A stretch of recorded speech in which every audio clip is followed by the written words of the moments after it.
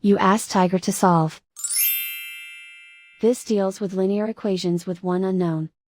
The final result is x equals 2468/3. Let's solve it step by step.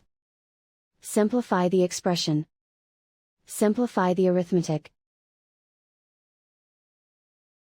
Group all constants on the right side of the equation. Subtract 172 from both sides. Simplify the arithmetic.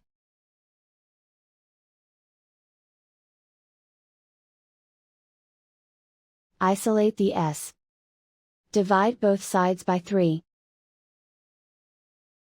Simplify the fraction.